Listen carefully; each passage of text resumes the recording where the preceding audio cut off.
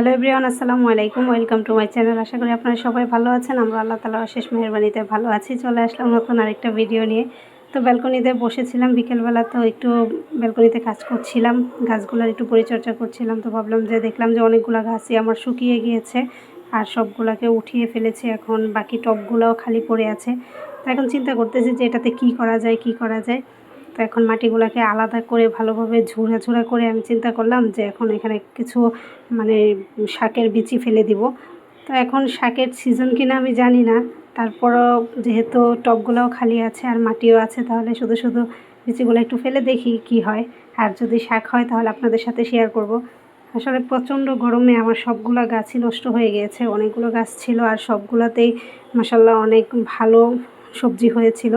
কিন্তু যেই গরম পড়েছিল, মানুষের জীবনী অতিষ্ঠ, সেখানে গাছপালা আর কতদিন টিকে। আর এই তো দেখেন আমার গাছের অবস্থা, সবগুলো গাছই শুকিয়ে একবারে কাঠ হয়ে আছে। আর এগুলো হচ্ছে মিষ্টি আলু। তো মিষ্টি আলু বাসায় ছিল, আমি এমনিতেই একটু লাগিয়ে দিয়েছিলাম। তো এখন দেখি যে ভালোই শাক হয়েছে আর এটার লতাগুলো অনেকটাই ছড়িয়ে গিয়েছে। হয়তো বল আলু হবে না, কিন্তু তারপরেও মানে একটু খুশি, সেটা একটু দেখলাম আর কি। আর এই তো মরিচ গাছ, আমার এটা ছিল বোম্বে মরিচের গাছ, এই গাছটাও নষ্ট হয়ে গিয়েছে। আর ওই গাছটা আমি উঠিয়ে নিব ভাবছি, কিন্তু তারপরে দেখি যে না, গাছে আবারও নতুন করে ফুল দিচ্ছে। আর এখন যেহেতু বৃষ্টি হচ্ছে, তো গাছগুলা মোটামুটি আলহামদুলিল্লাহ কিছুটা হলেও ভালোর দিকে।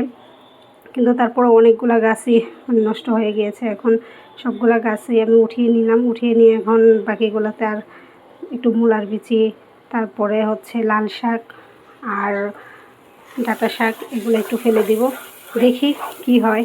যদি হয় তাহলে তো অবশ্যই আপনাদের সাথে শেয়ার করব। এটা আমি বিচিগুলো দিয়ে দিলাম। আর এটা ছিল আমার পুঁইশাক গাছের জন্য।